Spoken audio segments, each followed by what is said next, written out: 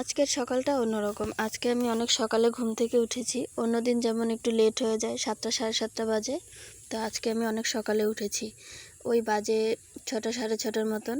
তো উঠে আগে আমি একটু হাত মুখ ধুয়ে তারপর মা বলছে তুই উঠানটা ঝাড় দে, আমি বাকি কাজগুলো করি। তো আমি উঠানটা ঝাড় দিচ্ছিলাম। আর আমাদের তো গ্রামের বাড়ি 2-3 বার উঠানটা ঝাড় দিতেই হয়, না দিলে হয় না। তো এইটুকু জায়গা আমি আগে ফুল স্পিডে দিয়ে নিই। আর উঠানটা না, কালকে যেহেতু বৃষ্টি হয়েছিল, অল্প পিচ্ছিল পিচ্ছিল আছে, যে অল্প একটু স্লিপ কাটলেই পড়ে যাওয়ার সম্ভাবনা। তো গুড মর্নিং সবাইকে। তোমরা কেমন আছো? আশা করছি ভালো আছো। আমিও ভালো আছি তোমাদের ভালোবাসায়।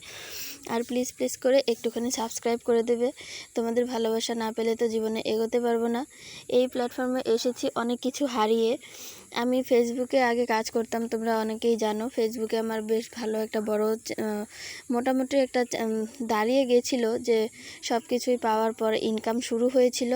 তো সেখান থেকেই আমার আইডিটা নষ্ট করে দেওয়া হয়েছে। নষ্ট করেছে সেটা আমার খুব কাছের মানুষরাই, মানে যাদের সঙ্গে এখন যাওয়া আসা ওঠা বসা নেই। আমার জীবনের সব থেকে বড় ক্ষতিটা তো ওরাই করেছে না। সেই চ্যানেলটা নষ্ট করেও একটা ক্ষতি করেছে, তারপর আমার জীবনের আরও একটা ক্ষতি করেছে অনেক বড়।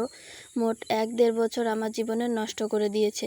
তো সেগুলো নিয়ে আমি পরে অন্য কোনো ব্লগে তোমাদেরকে জানাবো যে কি হয়েছিল, আমার সঙ্গে কি করেছে। আর সেই ব্যক্তিটা হচ্ছে আমার নিজের কাকা আর কাকি। তো তাদের সঙ্গে এখন কোনো সম্পর্ক নেই, আমি তাকে কাকি বলেও মানি না। সে হচ্ছে একটা দুশ্চরিত্র মহিলা, ওর কথা বলা না বলা দুটোই সমান। তো আমি এখন আর কিছু বলি না, ওদের সঙ্গে যাওয়া আসাও নেই। কিন্তু জানো তো, একটা জিনিস দুঃখ লাগে, যখন এই যে ধরো মানে ওদের সঙ্গে আমাদের যাওয়া আসা নেই, ওঠা বসা নেই, মানে সহ্য হয় না সেরকম একটা বিষয়। এত বড় ক্ষতি করে দেওয়ার পরেও যে আমাদেরকে দেখতে পারে না, আর তার বাচ্চাকে নিয়ে যখন আমার বাবা একটু আহ্লাদি করে না, তখনকে মানে গাটা জ্বলে যায়, সেটা আর বলার মতন থাকে না। তো যাই হোক, সেসব বাদ দাও। তো এখানে দেখো, সকালবেলা আমি উঠান ঝাড় দিয়ে একদম চান করে পুজো দিয়ে ফেলেছি। আর এখানে তারপর মা হচ্ছে মেষ্টা শাক তুলছে। এটাকে মেষ্টা শাকও বলে, আবার চোয়াই শাকও বলে। আমাদের এখানে যে কিছু ওটা কি কাস্ট বলে ওরা জানি না আমি, ওরা চোয়াই শাক বলে। আর ট্রাইবেল কাস্টে এটাকে ইসে বলে, মেষ্টা শাক বলে। তো মা এটা ট্রাইবেল পাড়া থেকে এনে লাগিয়েছে।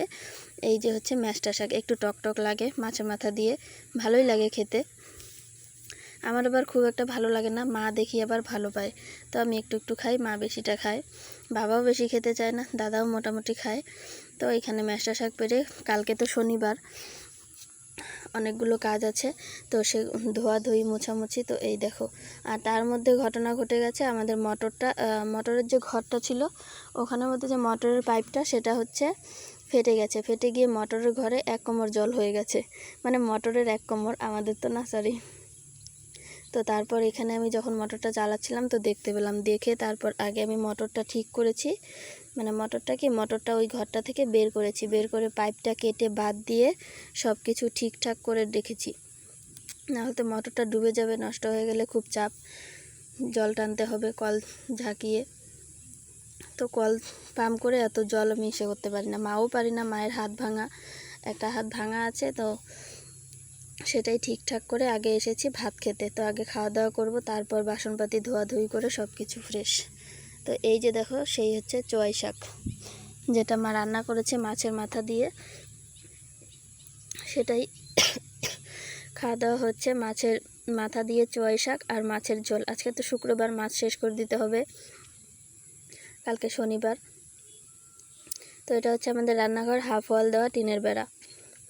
এই দেখো, টক লাগছে, আমি কীরকম একটা করছি, মানে এটা আর বলার মতন না, এরকম একটা টক। মুখে দেওয়ার পর প্রথম অনেকটা টক লাগে, তারপর ঠিক লাগে। তো এখানে মা আর আমি গল্প করছিলাম কি যেন, আর ওইদিকে বাবাও খেতে বসেছে। আর একসঙ্গেই 3জন খেয়ে ফেলি, দাদা তো দোকানে খায়। তো এই দেখো মাছের ঝোল। আমার মা দেখবে এখন মাছের ঝোলটা তোমাদেরকে কিভাবে দেখাবে। তো তোমরা দেখো মাছের ঝোলটা। এই যে আমার মা বলছে হ্যালো গাইস, দেখো মাছের ঝোল, কিন্তু ক্যামেরার সামনে খুব কম আসতে চায়। তো ওই যে বাবাও খাচ্ছে। তো তারপর খাওয়া দাওয়া করে সব কিছু ধোয়া মোছা করে ফ্রেশ হয়ে আবার স্নান করেছি, স্নান করে রেডি হয়ে যাচ্ছি প্রসাদ খেতে। এই বিকেল 5টা সাড়ে 5টা বাজে এখন। মনসা পূজা করেছে একটা মামাদের বাড়িতে। তো ওই ভাদ্র মাসের নাগপঞ্চমী না কি যেন ছিল, এই সময়ই করেছে। তো করার পর এই যে আমরা যাচ্ছি প্রসাদ খেতে। আর এটা হচ্ছে আমাদের বাড়ির পরের দোলাটা, দেখতে কিন্তু খুব সুন্দর, সোনালি মাঠ, সোনালি না সবুজ মাঠ, এখন কদিন পর সোনালি হয়ে যাবে। তো এই তো নতুন মনসা মন্দির উদ্বোধন করেছে, নতুন মন্দিরে পুজো হয়েছে। এই যে ঠাকুর দেখতে সুন্দর হয়েছে। আর চলো ঠাকুর দেখে একটুখানি দাঁড়িয়েছিলাম, তো প্রসাদ খাওয়া শুরু। আর ওই যে তাওই মশাই আমাদের প্রসাদ বানিয়েছে। আর এই বাচ্চাটা হচ্ছে আমাদের স্যারের মেয়ে, ও নাকি মোটা মানুষের কোলে ঘুমিয়ে পড়ে। তো আমি আমার মাকে ডাকছিলাম যে মা দেখো, ও নাকি মোটা মানুষের কোলে ঘুমিয়ে পড়ে, তুমি তো একটু মোটুসোটু আছো, দেখো তো ওকে নিয়ে। আর যেই কথা সেই কাজ, সত্যি সত্যি মা কোলে নিতেই 5 মিনিটের মধ্যে ঘুমিয়ে গেছে। এই যে দেখো। তো আজকের ব্লগটা এখানেই শেষ করছি, টাটা বাই বাই।